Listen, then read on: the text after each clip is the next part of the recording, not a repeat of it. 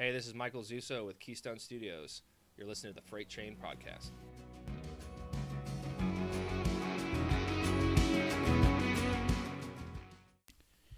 And we're back for episode number 9 of the FreightTrain podcast.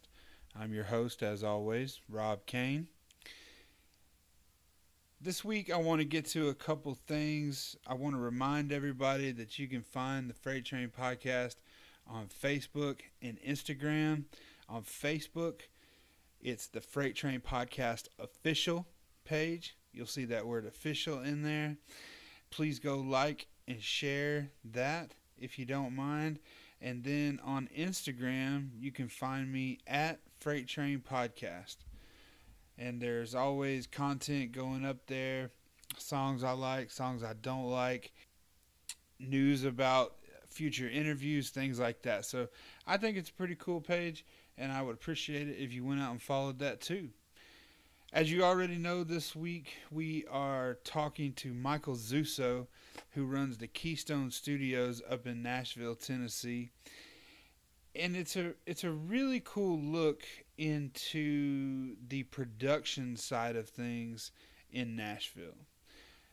Zeus, as a lot of people call him, he has toured all over with national touring artists and also produced and engineered amazing music coming out of the studio. And he really gives you an inside look as to how he got where he is, the things that helped him get where he is, and the things that are going to help him stay in that position. It's a really cool, interesting talk. And another thing that I haven't done ever before is we're actually going to split this episode up into 2 different episodes. So we actually sat down and talked for an hour and 45 minutes, and I didn't want to put that all out there as one episode. So instead of dropping every 2 weeks, what we're going to do is we're going to release half of the talk this week and half of the talk next week, and then there will still be another episode to come the week after that. And we're going to see how that goes, see what you guys think about that. And, please go on the socials and let me know, or you can drop me an email at freighttrainpodcast@gmail.com and tell me what you think. So without further ado, here's Michael Zuehsow of Keystone Studios. Cool. Get started, man. All right. So we're rolling. But yeah, like I said, was saying what you do is really cool. And I think there's a lot of people out there who probably don't know what all goes into a live show and running a studio and things like that, and the difference between a producer and an engineer and things like that. And so that's why I wanted to talk to you. Yeah. Plus, I've known you for a little while. Yeah, a long while.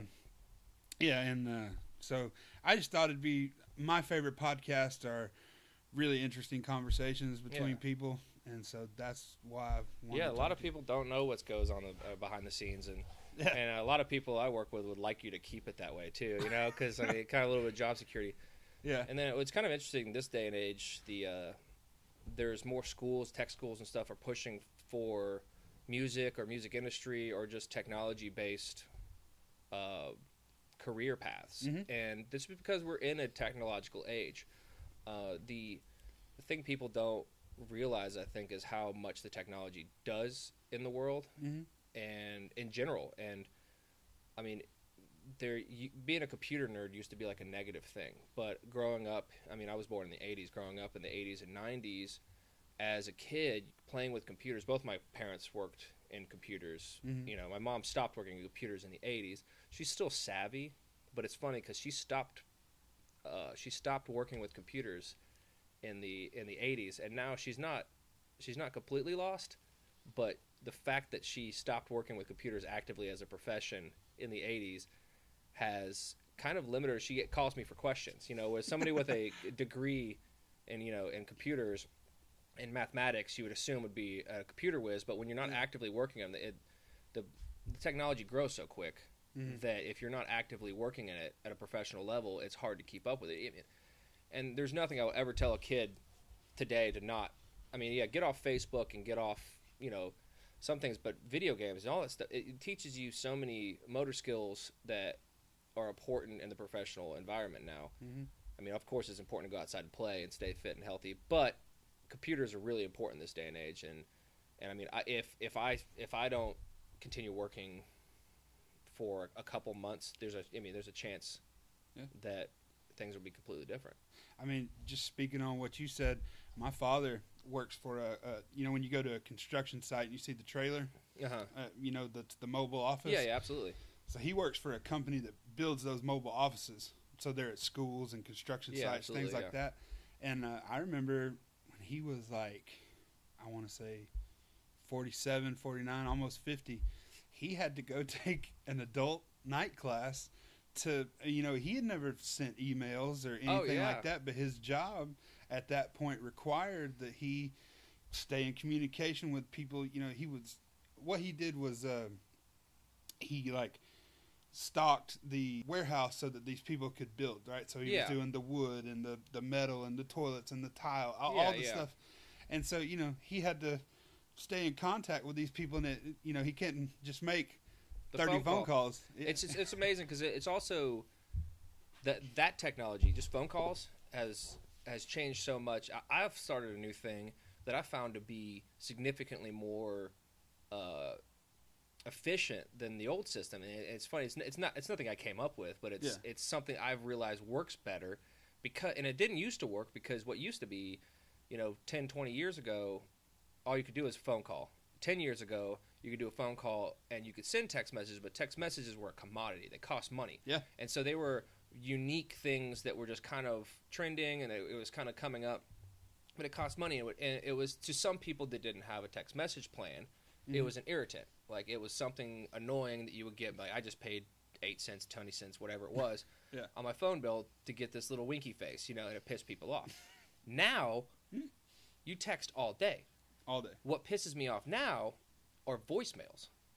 Like, they don't make me mad, but some people are back when people were starting to send texts, people were like, don't send me a text, just call me. I don't want to spend all this time typing, because you're typing on the numbers, and it was a pain in the ass. Yeah. And now it's like all you do. I mean, you don't even have to spell shit right. Like, you can get it kind of close, and your phone knows, and it's just like, you get it there, and they send you, I text all day, And so now when somebody calls me, and I can't answer, it goes to voicemail. They may or may not send a voicemail. And even now, the iPhone will transcribe the voicemail so I can read it. But I always send a text saying, hey, man, got your call. I'll call you back. I'm doing this, whatever. This is why I didn't answer. Yeah. Or that's been pretty normal for me. But now when I call somebody, if I call somebody and get their voicemail, I may leave them a voicemail, but I'll text them and say, hey, I called for this reason. Because 90% of the time, they think I'm calling for something important, and I'm just like, hey, man, I do my mom all the time. Hey, Mom, just calling to catch up. Nothing important. Talk to you soon. Yeah. And so she's in the middle of something, and she's at work or whatever. She knows she doesn't have to call me, and she doesn't have to panic thinking, what's wrong? You never call me. Why are you calling? I just say, hey, just thought about you, was going to call. And it's amazing how people fought that for years, but now that everything's unlimited, and there's a reason for it because we're surrounded by it. Yeah. That's the way things go, but guys like your father who have been, working in the system for so long, when the system changes, it's sometimes it's a little bit of a struggle, keeping ahead, but that's what the schools are there for, and also people, it's just being proactive and trying to learn stuff. Because, I mean, I'm telling you, in 2 years, email is going to change again and stuff like that, One of the funniest things I always thought, every time I'd see them do something on the computer, I'd be like, Mom, go to KeystoneStudios.com. She would go to Google and type it instead of search just for it. KeystoneStudios.com. She would Google Keystone Studios, and that's how everything was Googled. And it's funny. Here's what's funny about that is that it works. Yeah. If she types that into Google, it will work, and she will be able to click on it. Yeah, she could eliminate a step and become more efficient, but she found a system that works. Mm-hmm. And that, to a lot of people, if it ain't broke, don't fix it. She found a way to make it work. Mm-hmm. And they don't know. I remember I've shown a couple guys how to do some technology stuff. And in the way I showed them, I watched them do it again after the way I described it, and I realized that they took in something that I said that was a mistake, but didn't affect the gear's ability to work or not. Like, I was like, okay, we got to do this, and I, like, hit a button I shouldn't have, and I was like, oh, no, and then you turn that off, no, turn that off. And I, like, hit something on, then off that, like, in the grand scheme of things, does nothing. Yeah. But just they saw me push that button in the series where they were memorizing how to do it. So and I watched them like 4 months later do that, and they push this button on and off. I was like, have you been doing this every time? Yeah, that's how you showed me how to do it. I was like, that was a mistake. You're not supposed to do that every time. It doesn't do anything wrong, but you just don't have to do that. And then it's like, oh, wow. Well, I've been pushing that button for 4 months. Like, well, you don't need to do that. But just funny. It is crazy, man. So let's back up a little bit into how you got into music. Okay, yeah. So I was playing in bands in high school, and I played in the marching band. I just always was involved in music. So my father was an electrical engineer and a computer scientist, and so I always wanted to follow in his footsteps. And so I was looking into electrical engineering. I was looking to potentially go to the University of Illinois in Champaign-Urbana, where he went and my mom went. I was going to do electrical engineering, but I was always involved in music, and I always loved music. But I didn't really know that there was a career path in it. You know, I assumed there was careers in it, but I didn't know that there were guided career paths for it. And so I was actually, you know, in the things that you know, kind of sadistically assume don't work, like career fairs and college fairs, but your ass gets dragged to them anyway, and you're just like, I don't want to go to this stupid shit, but sure. Yeah. I went to one at the Oak Ridge Mall in Oak Ridge, Tennessee with my mom, which, you know, Oak Ridge is not a big town. It's like 30,000 people. Yeah. And the mall, at that point, the only purpose of the mall was to do things like that. They basically, all the stores had closed. It was just an event space, essentially. I went there, and I'm walking around. I had gotten a brochure from University of Illinois, and I basically talked to them, and they're like, yeah, sure, you know, sign it, you know, like, get your application in, write the essay, blah, blah, blah. And so I was walking around, and at the time I was running cross-country in high school. Or I ran cross country, and I recognized the name. It was kind of a unique name, and our coach's daughter, that I knew the one daughter, but apparently had an older daughter I didn't know, was the college rep for Belmont University. And was in Oak Ridge, and I just recognized her name. I didn't really have an interest to go into Belmont, but I didn't even know what they, you know, like what it was. I kind of just went up. I saw the name. I was like, you don't happen to be coach's daughter? And she's like, yeah, that's exactly who I am. I'm like, oh, that's cool. And then so she did her job. This is what was cool. She did her job. She goes, what are you interested in? And I told her, I was like, I'm pretty sure I'm gonna go to Illinois for electrical engineering. She goes, oh, cool. So like, but is that what you want to do? Is like, what do you want to do with that? I go, I don't know. I really like music, but like, so maybe I'll build gear eventually, or figure out a way to do it. Like making music. She goes, you know, you can like get a major in music production at Belmont. They train music engineers that do exactly what you're talking about. I was like, no shit. Like, really? You could just do that? Like, I thought, like, you know, people went and got electrical engineering degrees and, like, eventually got into music because they've built the gear or whatever. I didn't realize there was, like, a dedicated career path already set in. And it's been there for years. It tells you how terrible my research was. Also, it tells you how much better the Internet's got now, because you can just find that really simply now. Yeah. But she was telling me about that, and I just kind of, like, bluntly put to her that, like, I had grades good enough to get, you know, state scholarships, but not like full rides. But I had some stuff. But I was looking to go to an in-state public school or out of state. I was going to go to Illinois, but I was like, I don't really want to go to a private school. I wanted to go to a state school, and Belmont was just kind of out of my price range of what I wanted to go to. It just, you know, with college debt these days, I didn't want to dig myself too deep into a hole. And she openly said, honestly, you should go talk to the people at MTSU, Middle Tennessee State. She goes, because they also have an incredible program there. She goes, and it's also a state school. So if you're looking for that, you should go talk to them. And I ended up going there, went 4 years. I loved it. One of the best experiences of my life. So I went there, and that's how I ended up in that. And then I learned through being in the bands and stuff that, like, engineering was actually more my passion. And I had a lot of friends that were musicians, too. And so starting in 5th grade, when we first all wanted to start a rock band, all my friends were drummers, because in band, you know, you kind of buddy up with the section you're in. And so I was in the percussion section. So all my friends were percussionists. So ironically, like, the same thing happened later too, you know, but in 5th grade, I remember 5th, 6th grade, we started a band. And the worst drummer in our friend group was the drummer. Because, or maybe not the worst drummer, but the worst musician of our 4 or 5 friends that were drummers became the drummer, because he either didn't care or whatever, but he just wanted to play drums, and he wasn't willing to to learn another instrument. And so the rest of us were like, okay, who's got what? Like, oh, this guy, my one friend, he's got a bass guitar. Well, guess what? You play bass now. Like, and I had inherited a guitar from my dad, so they're like, well, you play guitar now. And so we all kind of learned how to play the other instruments. But through that, I grew up always having drummer friends. And so I'm a drummer, like most, primarily, I was a drummer. I don't nearly play as much anymore. But the reason I don't play is because I kept meeting better drummers than myself. Yeah. And as I started trying to make music, I would struggle through a part, and I'd struggle through trying to get what I wanted. But then, like, the guy I lived with in college was this incredible drummer. And so instead of me struggling through it, I was like, hey, man, I'll buy you a case of beer if you come in and knock these parts out. And he'd just kick it. You know, like he would just kill these parts. I'm like, oh, I'm onto something here. Like, I can create these things, but if I just bring in guys that are better than me, like, it'll be better. And so that's how I started, like, engineering and producing music. Is like at a early level, and that's how I got interested in pursuing that path. Okay. And so I got into school and realized it was a thing I really wanted to do. And then after college, during college, I was working for a company at Middle Tennessee. That there's a company on campus that does all of the events on campus. So everything from, I remember we would do things like mother-daughter Girl Scout teas, like in the ballroom, and I would go and set up 1 or 2 wireless microphones for them to do, like, their awards ceremony. Yeah.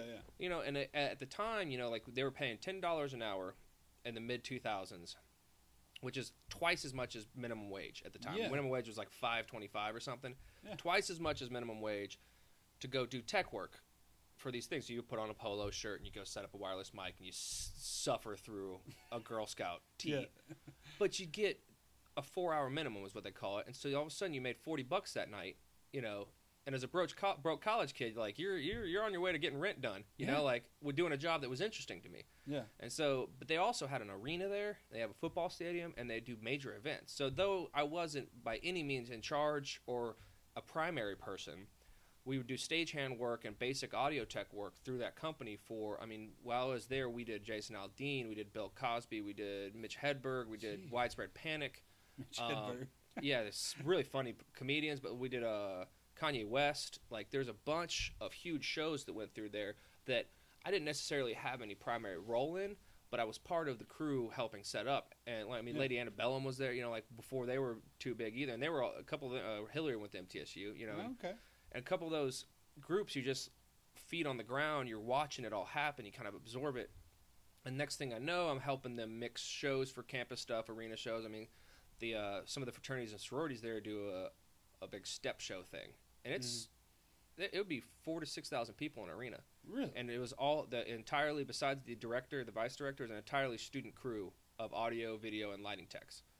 And so these guys trained a lot of us outside of school. We were getting paid to do it. So we didn't realize it until we were leaving school that we'd been working actively in the industry for 3 to 4 years already. And because of those connections, we were renting gear from major tour providers in Nashville. And so, like, we were driving trucks at 19, 20-year-old kids driving trucks into Nashville, dropping off PA at major audio providers. And we know what happens is not about driving the truck or setting up the stuff. You learn a lot. It's meeting the guy who you're dropping it off, remembers your face, and you do it 2 or 3 times, and you're doing gigs with the guy. And then when you're trying to graduate college and go get a job, and you walk into that shop with your resume and, you know, a job application trying to get a job, he's already seen your face for 2 or 3 years, and he says hi and gives you a hug, and you're already off to a better start. So I didn't realize that until about 3 or 4 years in. I realized that all my friends that were a couple years ahead of me had all left, and we're all getting jobs in the live production world. And I'd worked with them at the company. And so when I graduated, everybody was trying to get a studio internship. And I was like, you know what, I'm going to go work with my friends at these companies. And so I called them up, and I went right off the basically graduation stage right onto the floor of a sound shop in Nashville and was starting to tour. Jeez. And I was just like, I've been trying to tell anybody and some of my interns here and anybody that I have working with me in the studio or just in music in general is like, especially students, if like your career actually starts your freshman year of college, day one, you know, like bright-eyed and bushy-tailed, right out of mom's house. You walk into that door at 18 years old, and you sit down next to somebody in your first music class or music business or even just business or even psychology, whatever. Yeah. That person you sit down next to could be your best friend, could not be your best friend, but could be working in something that not necessarily will be beneficial to you, but might correlate with your career at some point. So when you're down the road and you're looking at the names on an email, because that's what everyone's doing now, email. Oh, yeah. You see this name, you're like, I know that guy. And you call him up and say, hey, are you working this project? Yeah, man, I'm the production coordinator. Well, cool. We're going to be working together. Yeah. And you're off to a better start than cold turkey. And that's kind of how I got in, was just getting through school, making a bunch of friends there, working while I was in school. And then next thing you know, I was touring for the next 8 years. And then not only does all that happen, but as you're reconnecting with those people after a certain amount of time, then whenever it's time for your next gig or whatever, they probably got you in mind. Yep. And so it's, a revolving door, so to speak, of work. There's a lot of people that have done a lot more than me, and that's what keeps me inspired to keep doing more. Is like you see opportunities, you see things growing, you want to do more. And I told my last intern, I told him, I was like, you're going to start working soon, and you haven't graduated yet. And I was like, there's a very important thing you need to do, but you also need to do it very correctly. And that is essentially advertise your progress. Mm-hmm. But in this day and age, a social media presence is very important, because you need people to know who you are to be able to call you. Just like you said, they have to know that you're capable of doing it to even consider you for a position. Yeah. There's just a delicate fine line between essentially advertising and displaying your progress proudly, and bragging. Mm-hmm. You don't want to be like, look how cool I am, I'm doing cool shit, I'm better than everybody else. Yeah. That's not what you want. What you want to do is to establish a knowledge amongst your peers that you are currently working, especially in this guy's position. He is a year away from graduating. If he, in a non-braggadocious way, displays that he's getting gigs, working them, and they're not going terribly, and just proudly saying, like, it's been thank you for the opportunity, it's been great working with these guys, with this company out at insert event, and the people know the event or whatever, and they see, oh man, he's working. You see that stuff he's doing? Like, that's cool, But he's not saying, like, I'm the shit, look at me. Like, that's not what you're supposed to do. You're supposed to just be like, I'm doing stuff, so that when the next job comes up and you're looking for somebody, and you don't know a lot of people yet because you just started, you got out of college, let's say another one of his friends gets a job at a music label, and they are the assistant to the executive assistant or whatever to a artist manager, and the artist manager is like, we're looking for a sound guy to go out and tour with this baby artist we just picked up. You know anybody? They do know somebody. They do. But who do you think they're going to call first? Because they don't want to call somebody that was zero experience, because their reputation is just as much on the line as the person they recommend. Yeah.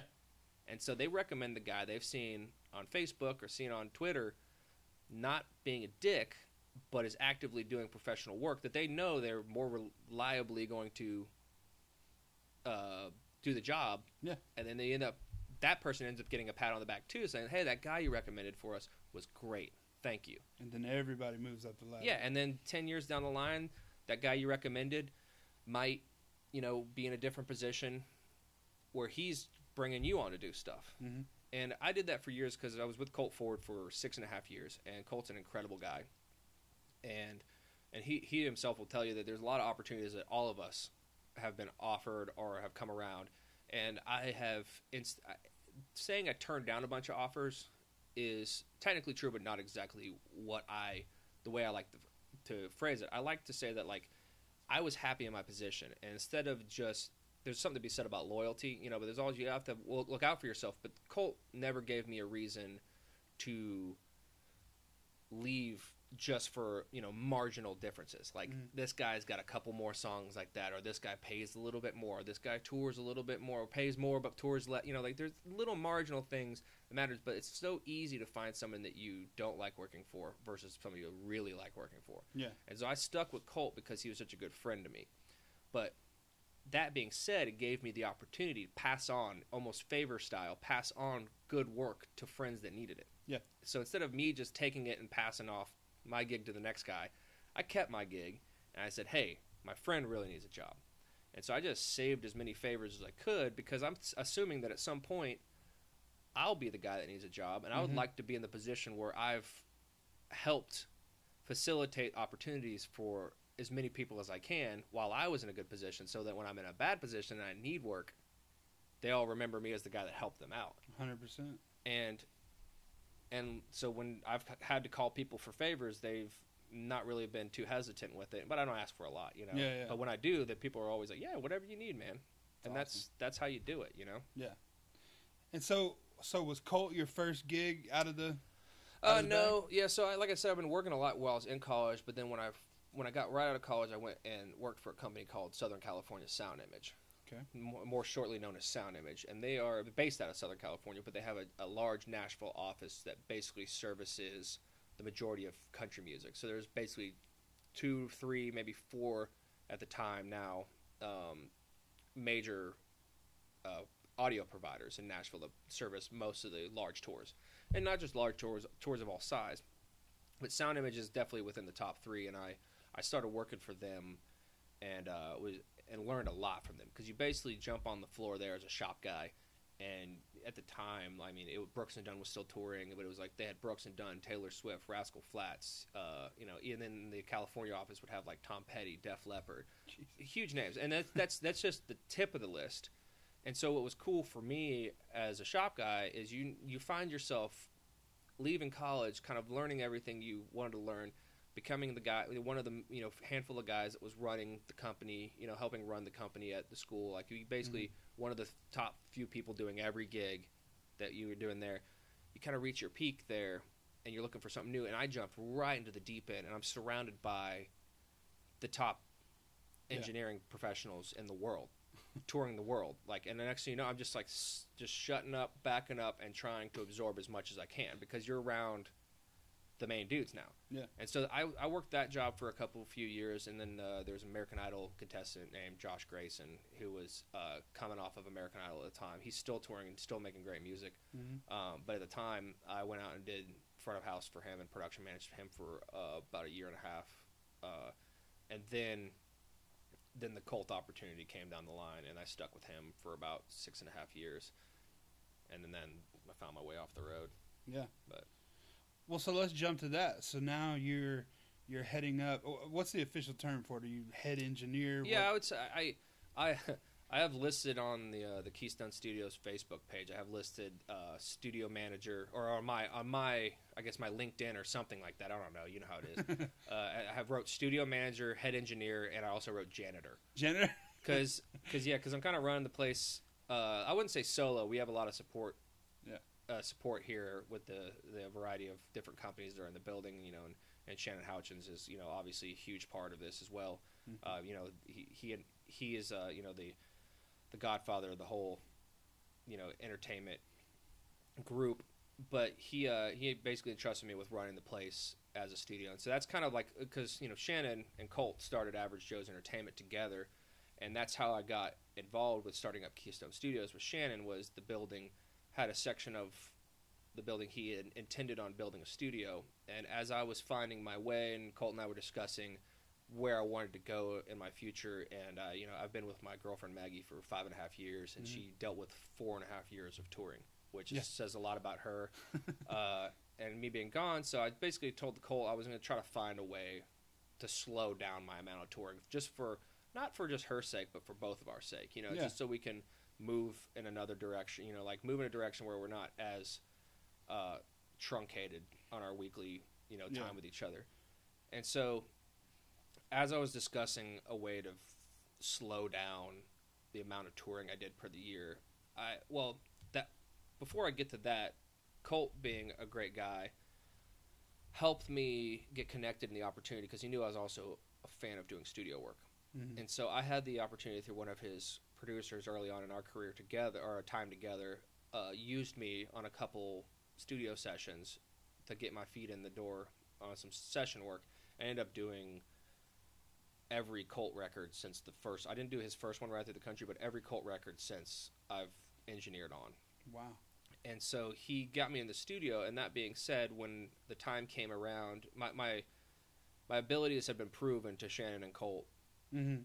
through those opportunities. And when the time came around, Shannon was discussing how he wanted to use this space in the building for a studio, and instead of it just being a studio that was built that just used by average Joe's artists, he's like, let's start a commercial studio. Yeah.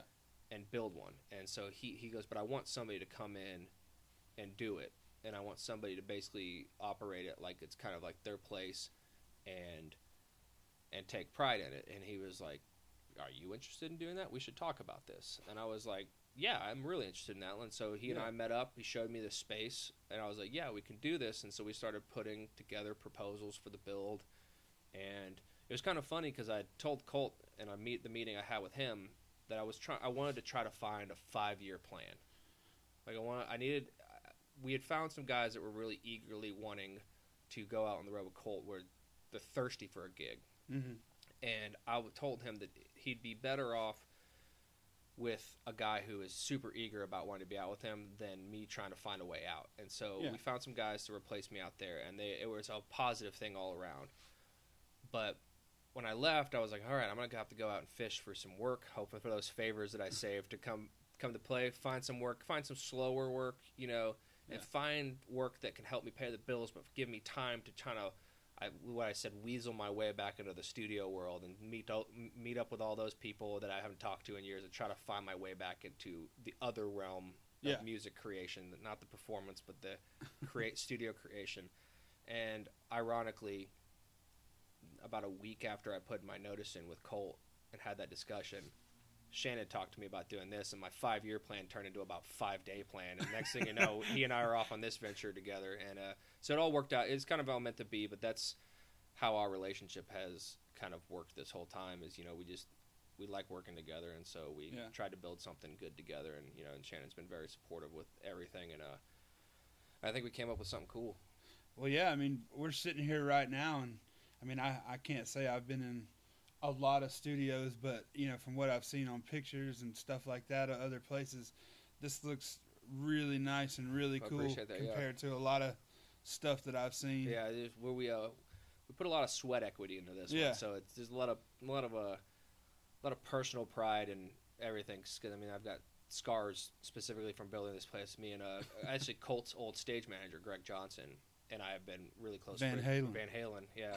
And we've been close friends for years, but he is a definite jack of all trades, and he helped me immensely here because basically he is a music-minded everything.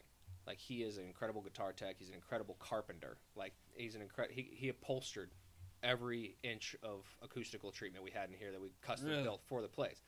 So the guy just has talents that like that I don't have, but like I would have wasted twice as much material trying to get it right. Yeah. Where I can just have him come in and do it right. But the big part is he's a music-minded guy. So like I've had issues with contractors that don't do music-related things, trying to describe them not only what I want, but why I want it that way. Yeah. When it's someone that plays guitar and works on the road doing music every day, I don't have to explain to him why we want it this way. And that's part of the relationships that worked out with this place, is that we use, and Shannon obviously saw that too, that he's like, if he uses people he knows, there's a lot less time wasted on explaining stuff. You can get right to work, and getting right to work means efficiency, and efficiency means spending a lot less than you would outsourcing and doing a bidding war and trying to figure out how. Because, I mean, I know of some studio designers that would cost probably as much as we spent to build the place just to tell you how to build it, you know. And that's top notch guys, but it's that's why it worked. You know, that's why it worked, and that's why we were able to build something that works for what we want to do. You know, and it's interesting. Yeah, I love the studio world. It's just a completely different animal than doing live shows. Yeah, and it's like your own little world in here. It's so funny because there's so many engineers that I know, a ton of live engineers that have zero interest in doing studio work. Really? They've come and tried it. And they're like, it's the most boring shit I've ever done in my life.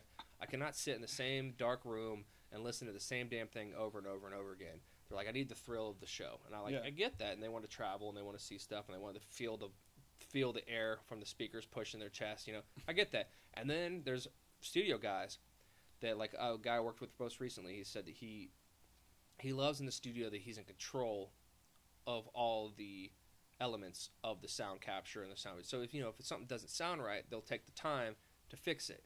Yeah. You know, and they'll make it right so that it's perfect. Because there's also the thing about records when you're making them. Whatever goes down, whatever you end up sending, that final master you're sending to print, it's there forever. That release is released. So you can't like go back and like when live you're like, I'm gonna fix that for the next show and make it better. Yeah. But you also only have one chance to do it. And so that guy, particularly the studio guy, he says he admittedly said he doesn't like compromising too much when it comes to his creations and his art. And I get that, you know, and the fact that there's guys on either side that say that, I appreciate that because that means there's dedication to it. There's also guys like me who I find something good about it all. Yeah. And here at Keystone, we don't just do music. And like there's some people that only do like a couple types of music. They'll maybe like do country or they do pick one thing that they're good at and they'll stick with that. Like I don't even like to stick with like whatever. I mean, I literally we'll be tracking a smooth like James Taylor sounding song in the morning, and then I'll be up till 4 a.m. with a hip hop group, like just grinding tunes out. Yeah. Until the middle of the morning. And that's why I love having these windows in here, because the windows tell me when it's time to go home. When the sun comes up, it's like, it's 6 a.m. We need to go home. Yeah.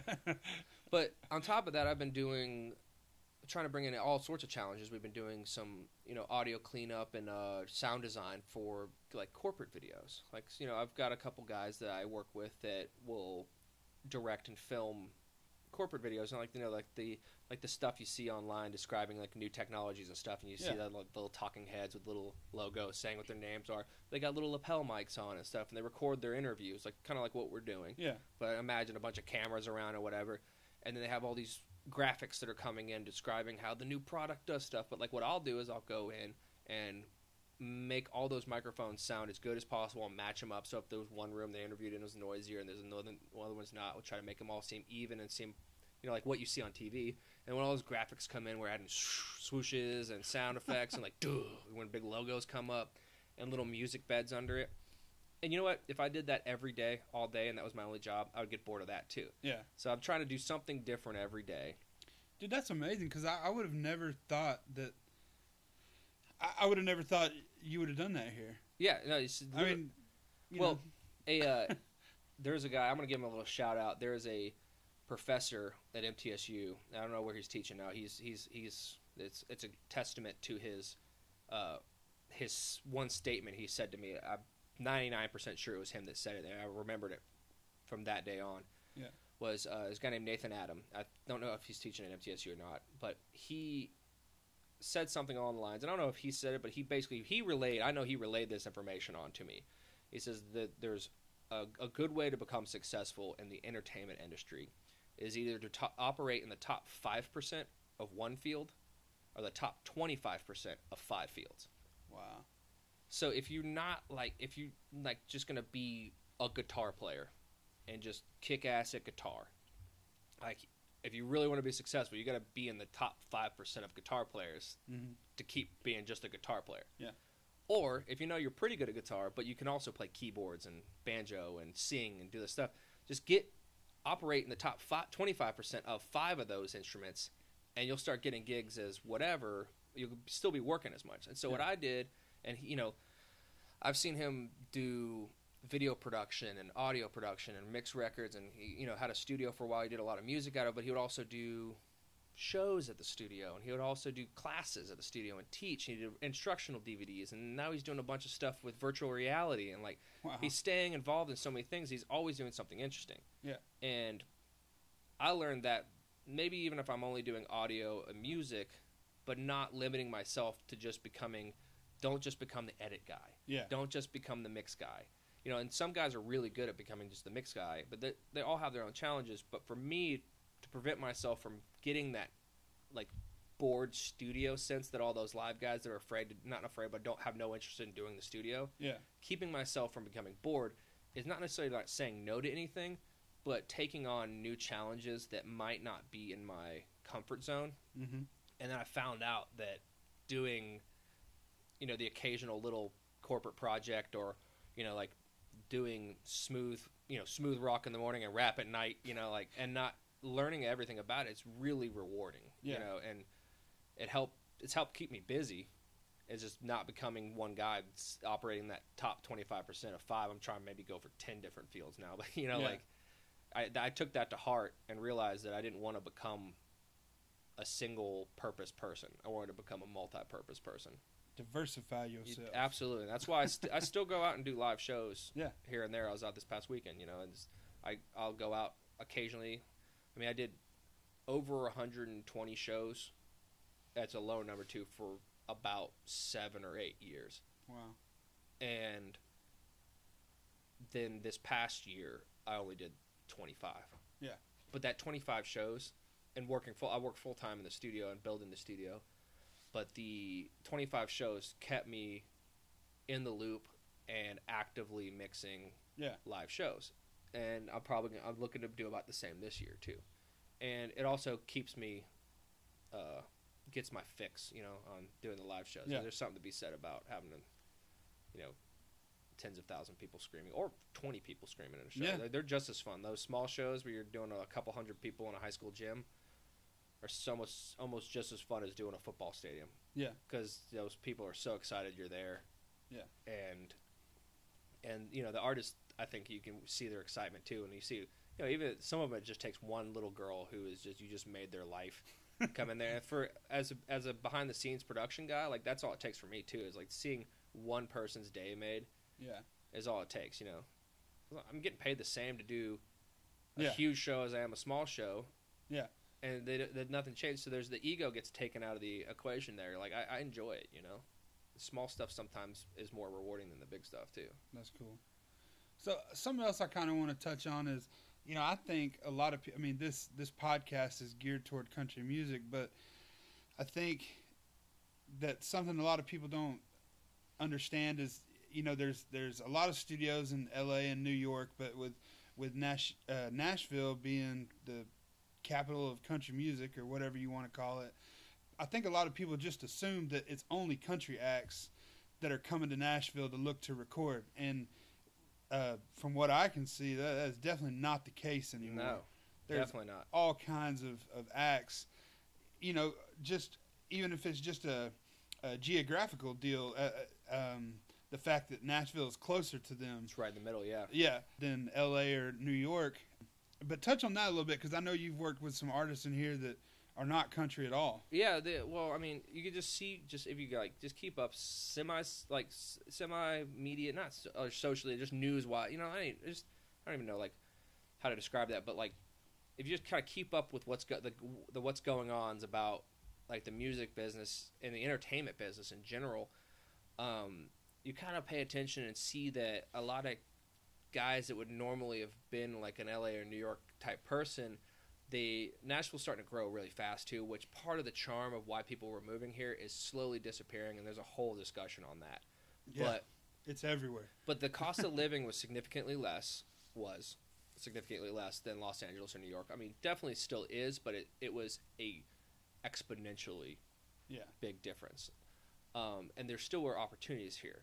Now, because of the cost of living being so low, some of the rates for entertainment work here were a lot lower too, which was a little bit of a turnoff for people that were living in, you know, more expensive cities and getting more money. But a lot of it's almost like outsourcing to a cheaper country. Yeah. But so, you know, business management started shooting in that direction, you know, and it's interesting. But in terms of the genres and how things are coming out of country music kind of had its little foundation here, but people noticed that there was music here. The foundation's here because of country music being the home. There's studios, there's studio musicians, there's stuff going on, and everybody's operating down here. So then people started coming through and hanging out with their buddies, some of the people, as they, like might have been in LA or New York, studio musician, producer, engineer, started getting old, as they got older, they started realizing they want to have a family, and, New York City's not all, is not the place that everybody wants to raise a family. Some people are from small town USA and they want more of a small town feel, but they don't want to sacrifice their particular career path. Mm-hmm. You kind of were in a stalemate before. Do you want to work in the hot and heavy music industry in New York or LA, or do you want to live in a small town and run a family? It was not as many options for some people, but the options grew, and I don't have a family or anything that I'm trying to raise, but like I happen to live in Tennessee and benefit from the fact that Nashville had a music community, and I didn't have to go very far. Because at the time, you basically had the options of going to Nashville, New York, or LA, and New York and LA were a big scary jump. And I was just like, I'm just going to go with the one that's close, and it seems to be growing, and I already have some friends there, so I'm already off to a start, rather than starting cold turkey and going out and trying to start a whole new thing. And I have a lot of friends that did that and have done really well. Mm-hmm. And that is definitely an option, and it went well. But some of these major artists that have outside of country music started noticing that too. Like if you notice that, let's go to the top. He's from Memphis, but Justin Timberlake's got a house in Nashville. Mm-hmm. Now, that doesn't say he's influencing too much of the music community here, but there's people see that. But there's guys like Jack White, and there's guys like Dan Auerbach from the Black Keys. Yeah. They've come in Nashville. They've kind of set up shop here, and it necessarily they didn't like drag a whole subculture with them, but it influences the creative mindset of how people operate here. They think, oh, Nashville's all about country music. No, well, these guys are here and they're doing stuff, and there's always been a subculture in Nashville of hip hop and EDM and rock. Definitely rock. There's definitely rock bands and stuff, and what people don't have probably any clue about, but I do because my friends in college, is in the early to mid, even late 2000s, before the 2010s, like 2000, 2010, there was a huge hardcore metal scene in Nashville. Really? Just incredible following. Considering some of the country artists I've worked for, I had a group of friends in a now defunct band that had an album release party at a venue called Rocket Town in the mid-2000s, maybe 2007, 2008 at the latest.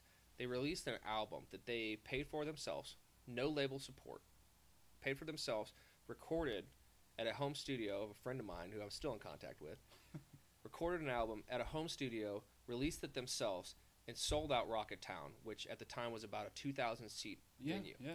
There are major label signed country artists that have trouble filling 500-seat, 600-seat venues because they're growing, and hopefully they'll be able to fill it up. Mm-hmm. But they have tons of support and tons of marketing, and people. It is no fault to anybody else, but the overexposure of music, we can basically get music anywhere. It's just interesting to know that also you could create a subculture in a city outside of labels and sell 2,000 tickets to a venue on your own. Mm-hmm. And the band, they've been defunct, and some of the guys like literally work office jobs now, and they have families, and they're happy with their life, and there's no negativity to this discussion. Yeah, it's just interesting that like the preconceived notion of like you come to the blonde girl gets off the bus at the Nashville bus station with a guitar around her back, she goes, gets signed, and becomes a star. Like that's not always the case. Like there's not at all. There's literally guys making smash hits on their laptops in their living room, and then there's guys that are spending hundreds of thousands of dollars making records in world-class historic studios. Yeah. And there's nothing negative to be said about either of those. It's just there's a million ways to get to the same place, and it's just a matter of finding like the right one. And also like in this day and age, I don't think there's any excuse for not finding something positive about any genre of music. Yeah. There's so many variables and different facets of genre subculture now that to say you don't listen to country music or say you don't listen to metal. That just means you haven't listened to enough. Yeah. And I went on tour with a couple of these hardcore screamo metal bands. My first reaction, I was like, this shit is just noise. Yeah. But then you see, I've never seen unrivaled energy and positive, like, just like raw energy at a hardcore metal show from a crowd. Like that, it's not. When you think mosh pit, you just think violence. It's not as violent as you think. Like it's just energy. It's an expression of energy, and I've never had more fun mixing heavy guitars and drums, and energy. Like there's just so much power and excitement going on, and you see that. And next thing I know, same thing happened with me at country. I never really listened to a lot of country growing up. The closest thing I did listen to was my parents were very big into like Simon and Garfunkel, and the Carpenters, and stuff like that. You know, smooth. It's in this day and age, it would be considered country. You know? Yeah. And but I just never really grew up on the classics until I started touring with these. Same thing with the metal and the country. I started touring with these artists that are surrounded by that particular genre. And as I went out with Colt, we got out with Hank Jr. We went out, we were out with Hank Jr. one of the first tours I did with Colt. And Jamie Johnson was one of the openers. And Josh Thompson as well. And both them, between the three of them, Josh Thompson being a little newer, Colt Ford being a revolutionary in terms of the country hip hop, like, genre blend and, and being an alternative country artist. The three of them opening for Hank Jr. being a legacy artist showed me a full wide gamut of what country music has become. And then on those tours, like I remember saying, I always heard that country song. I think it may have been Family Tradition or something like that. I was like, I always heard that song. I knew who Hank Williams Jr. was. But I never put two and two together that that's his song. Now I know. I'm learning something. And one of the guys on our bus, like, couldn't believe that I didn't know that. And I was like, dude, I just didn't grow up on this shit. Like, I just didn't. It's like, I mean, like, you can't learn everything. Yeah. Like, you can't just know everything about everything all the time. There's going to be some stuff you don't know. One of the guys I was on tour with this weekend had never heard of or had an omelet before. I was like, how the hell do you not know what an omelet is? An omelet? An omelet. Folded egg. Folded eggs, yeah, like an omelet. Like, have you never been to IHOP? It's... And then you realize stuff like that happens. So that one of those nights on that tour when I kept telling them I couldn't believe I never knew that was a Hank Williams song. They're like, couldn't believe it. They started playing me Waylon. They started playing me Merle, like Conway Twitty and stuff like, older stuff. And I was like, I kind of like this stuff. Yeah. Like, I kind of hate all this pop country that was out right now. But, like, and then, what's funny is I started touring with pop country. And you go see their shows and there's all this energy. And then on top of that, I was asked a question today about if I liked a genre of music, and this is my same answer. It's always there's something good to be seen about that. And also, I mean, there's all to be said about passion too. Like, even if it's not the music you listen to in your car, there's also another layer of working in the music business is when you meet a person and see their passion and work with them and create something together, whether it be something that aesthetically you may not like personally. Like, it's not like what you would create on your own or you would listen to on your own. There's something to be said about the pride of creating it together and seeing the passion and seeing the energy the person puts into it. Mm-hmm. So as you work with somebody, you may not like their music at all on technical standards. I'm putting quote fingers up. Yeah. Like, I don't like this music. But, like, I don't say that anymore because I'll work my ass off with somebody to create something that they're proud of, and we can create something together. And then after I've gotten to know that person, basically we're brothers now. Like, we may not be at each other's Thanksgiving and stuff like that, but we've put something together that we're proud of. And now, after that point, you become friends with the people, and you want them to succeed no matter what they do. And it doesn't become about what you like and you don't like anymore. Yeah. It's about somebody doing something they're passionate about and succeeding in it and being able to live a lifestyle that they want, doing something they want. And there's no reason to be negative about it. Yeah. Because there's just so many people out there that will just say they hate music and whatever, and there's bands that people like notoriously say are the worst. Yeah. You know what? Whatever, man. Like, on top of all that, like, especially if you get on the road with these guys, it doesn't even matter if you hate or dislike. How do they treat their people? Like, how do they act as people? Are they taking care of their employees? Yeah. It's a job. And so when you find out you may not like a single song, you may be tired of hearing all these songs. You, like, never want to hear that song ever again. But you've personally met those guys and know how they treat the people around them and how much passion they put towards their stuff. There's like, I can't say a negative thing about any of their music anymore. I mean, like, hey, we theoretically get down to a musical level and be like, yeah, this is like overly simplified and it's like not, but like there, I think it's just easier just to turn the music off and find something you like. Yeah, I'm sure your mom said the same thing to you, or whoever. You're probably grandma, mom, your sister, everybody. If you don't have something nice to say, don't say anything at all.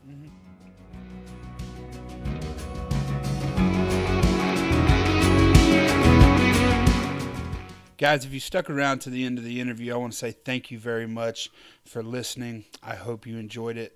I'm really trying hard to bring very interesting people, up-and-coming artists, as well as established artists, to talk and get their view on country music.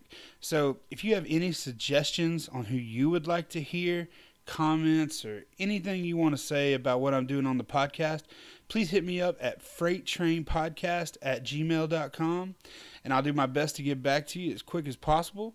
And yeah, man, I hope that everybody has a great week, and I'll see you every other Tuesday when the Freight Train podcast drops. Have a good week, y'all.